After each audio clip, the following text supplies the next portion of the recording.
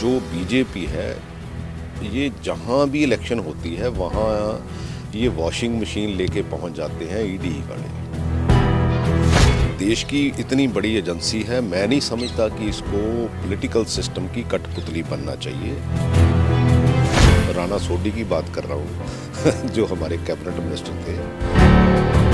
हमारी पार्टी में भी कहीं ना कहीं थोड़ी बहुत प्रॉब्लम है, वो भी ले जाएं अगर इनको लग रहा है कि हमारी वॉशिंग मशीन से निकल के लोग अच्छे हो जाते हैं।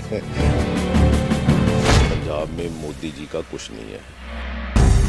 सिद्धू हमारा उतना ही बड़ा लीडर है जितना चन्नी है।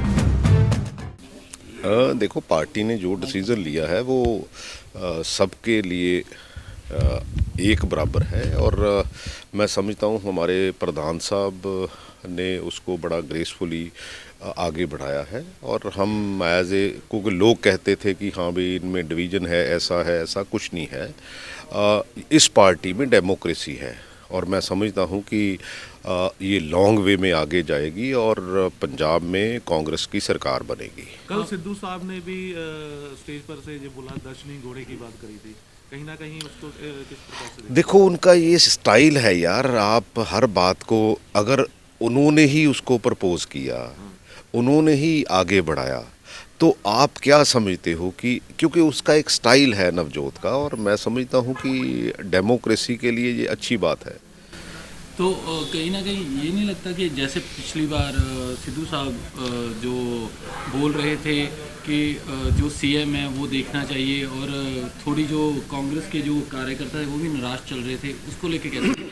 कोई ऐसी बात नहीं है, ये सिर्फ जो ओपोजिशन है वो ऐसी बातें करती है कि हम कहीं डिफरेंट एंगल पे देखते हैं, लेकिन हम इंटरनल डेमोक्रेसी जो है वो स्ट्रॉन्ग रखते हैं।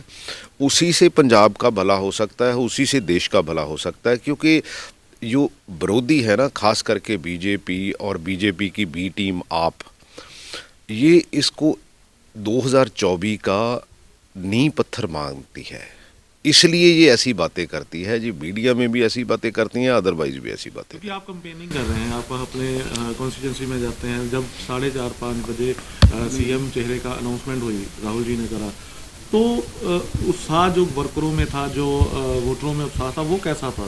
तब आप ग्राउंड पे थे? नहीं, देखो, मेरे को लगता है कि पहले से हमारा वर्कर तो चार्ज है, और माहौल ऐसा बना हुआ है कि पंजाब में कांग्रेस की सरकार जो है दोबारा आ रही है। सर, एक आपने कहा केजरीवाल पंजाब में नागपुर एजेंडा लागू करने की ताक में है, इसका क्या है?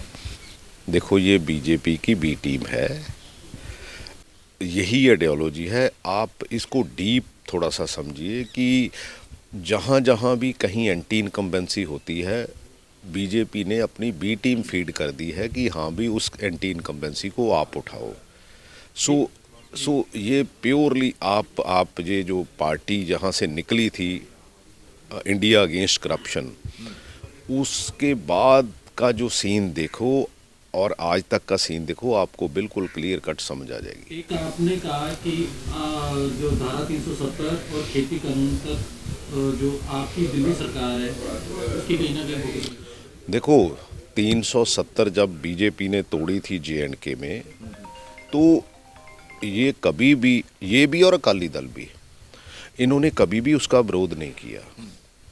और उसके बाद जब खेती कानून आए, सबसे पहले रेक्टिफिकेशन जो है वो एक कानून की सबसे पहले आपने की दिल्ली में, और ये किसानों के हित में कैसे होगी भाई? एक नवरीत, जहाँ मेरे को लड़के का नाम भूल रहा है, उसका वहाँ जो मर्डर हुआ था, इन्होंने दिल्ली में उसका पोस्टमार्टम करने से मना कर दिया था।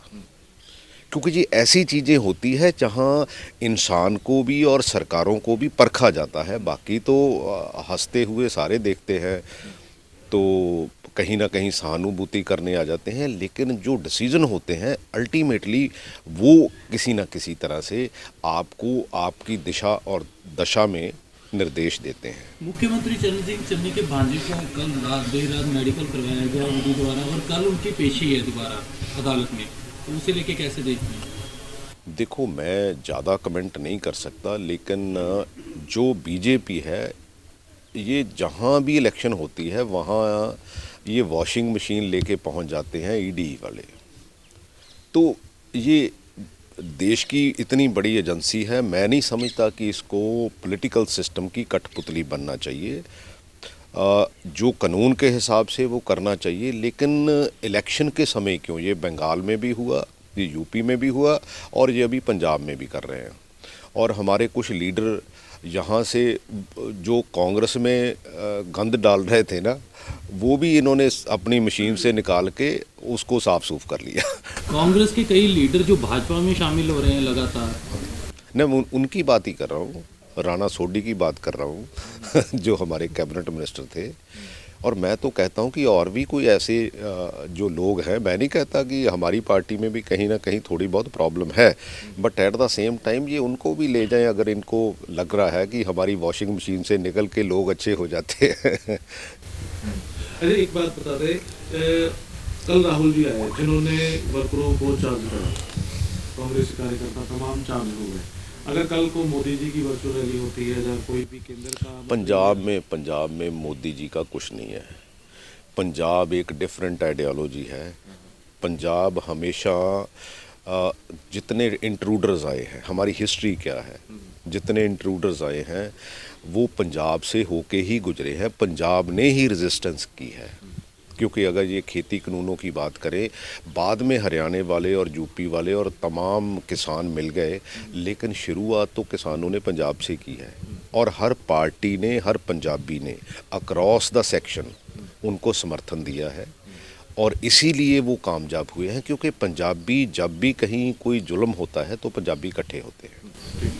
इन्होंने बोला है कि सिद्धू की तारीफ में तस्वीरें राहुल गांधी पढ़ गई, लेकिन सीएम चेहरा जो चन्नी को बना गई।